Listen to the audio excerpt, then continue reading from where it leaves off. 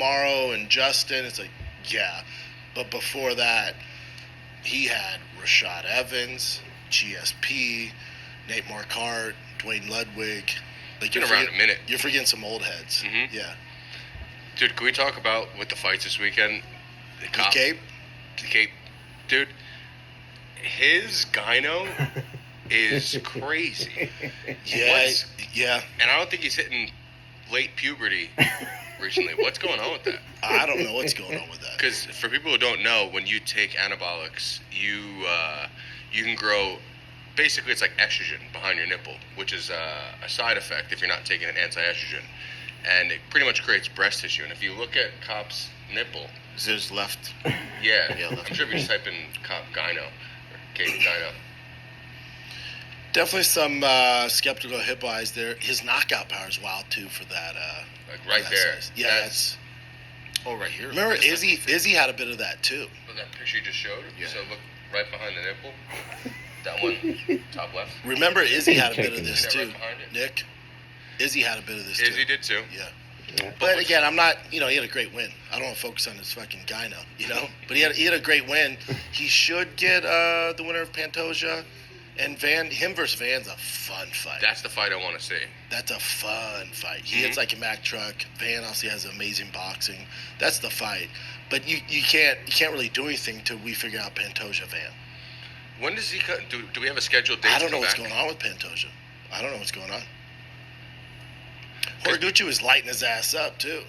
That's what was crazy. Because up until was it the third round? Was it the fourth round? Fourth round. Up until that, he was looking good, and then then that one shot, I was to have power at that weight class is wild. Wild. That's what gives me the skeptical hippo eyes. And that's his fourth knockout in a row, I think. Yeah, go up, Chin.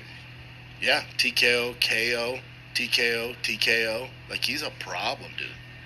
Dela Cruz, no, it cannot give you Mokaev, that's a shame. Fight of the night too. Yeah, he's a freaking problem. He's a problem, man. Caden Trujillo says, did you hear Justice say Pat Barry was a weirdo on JRE? I haven't gotten that far. What exactly did he say about it? I like Pat. Pat's a nice guy. He just started it off, and then it got cut off because they went to a different tangent. But I think, Coach Whitman was talking right after that. So I was like, damn it, we missed it. So Slowfit says, I say Trevor Whitman was the greatest because of Kamaru. Remember, Kamaru had success before Trevor. Rose and Justin. So I noticed he said sex right there. So what they're talking about is Pat Barry. He had he dated Rose. Well, I guess he met Rose when he was in the gym, and he was an adult, and Rose was like 14 or 15, something like that. So that's what they're talking about. I guess it cut off. They didn't want to talk about that, so they just edited it from the podcast. You guys let me know. So I think that's what they're talking about. I noticed he said sex right there, so I almost started laughing. So very interesting that they're saying Pat Barry's a weirdo, and yeah, he's a little bit strange. And then the whole allegation of him dating Rose. What is it called when you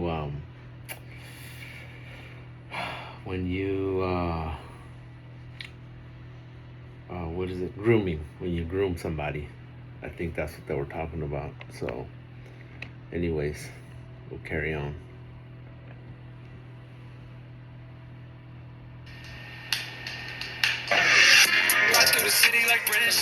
Over. What the heck? Let's go back. Wilter, not only did he not fade, but he beat the guy off basically no training. So that sends a different kind of message. That shows a different type of vibe, a different type of aura where you go, oh shit, not only is this guy unbeatable, but he's unbeatable and barely trained. Imagine what happens if he decided to focus and train. We're all cooked. So that makes it even more scary. We're like, yeah, that performance against Gustafsson, it was close. Oh my God.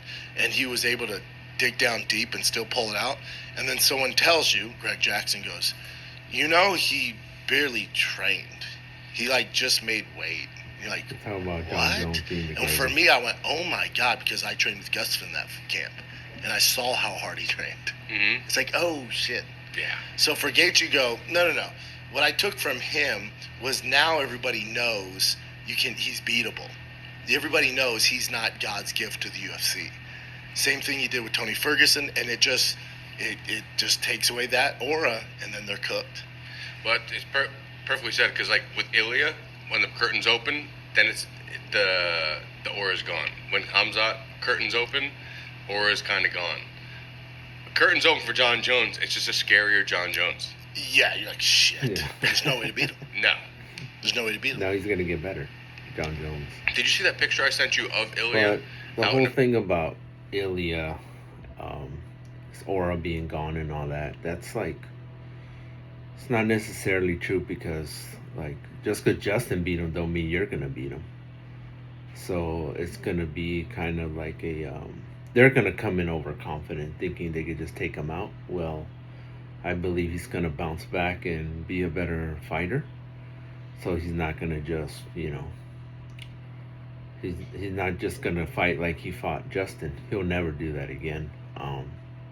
Hopefully he don't end up like Rashad Evans, where after he got knocked out by Machida, he started like playing it safe and became what is it?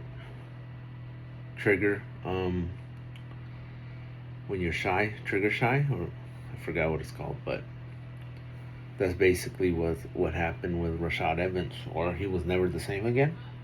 And that doesn't happen to everybody. He might be like how Canelo got schooled by Floyd Mayweather, came back even a better fighter.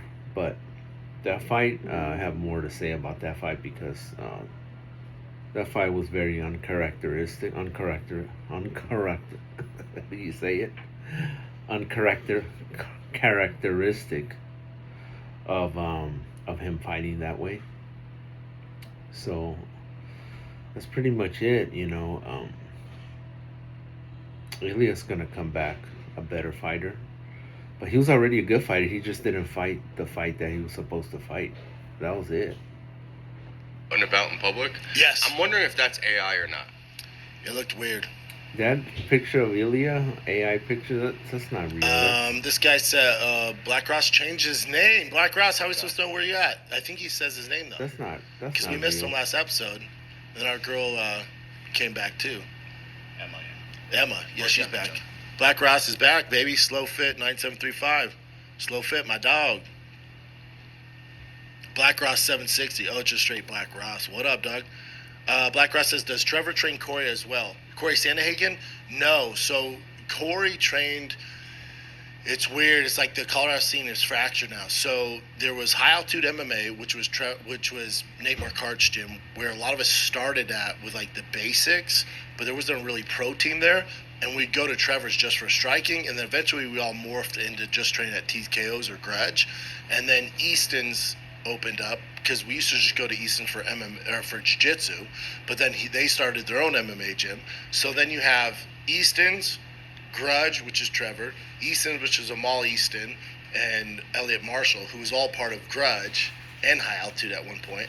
And then you have High Altitude, which is Cody Donovan. Yeah, so no, Corey kind of did his own thing.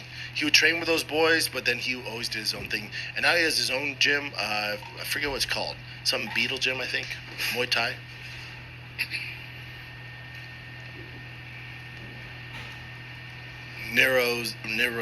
Nerzio says, just turned off Miss Rachel, watch Big Brown Breakdown. Dude, that means you got little kids, hopefully.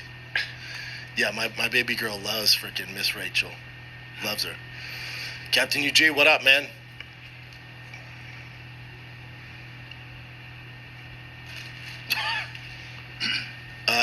Slowfist says Trevor's definitely a goat.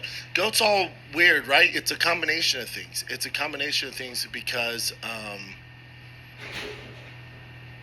it's like you got to have a particular fighter, and then he has to gel with the coach. It's weird. It's weird.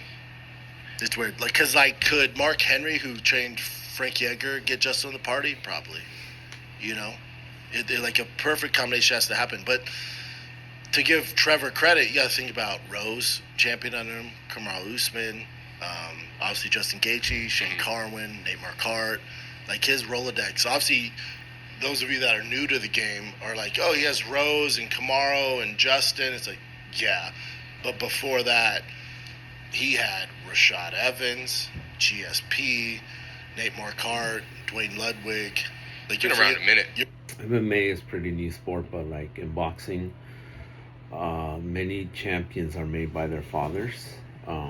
But in MMA, it's a pretty new sport, so the coaches, there are definitely some well-renowned coaches right now that will get you to the next level, even champion. And just a couple of them that I could think of, and it's also like the MMA gym. So American Top Team, aka TriStar, in Colorado with Trevor Whitman, and then the GOAT, Demetrius Johnson with Matt Hume. So there's some coaches out there that could bring you to the next level. There's many more, but not too many, you know.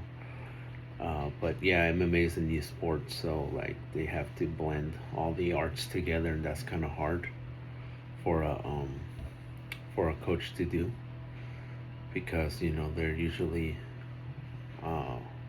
either just come from one martial art background, or you know, that's why Matt Hume is so special, because he was an actual fighter, and he knows a lot about fighting, combat sport fighting.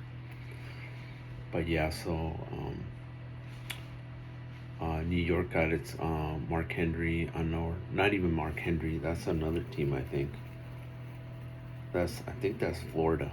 So it has to be Longo, Sarah Longo Gym, over there in New York, New Jersey. Those guys are pretty good too. But we'll continue with this video a little later. All right, bye guys.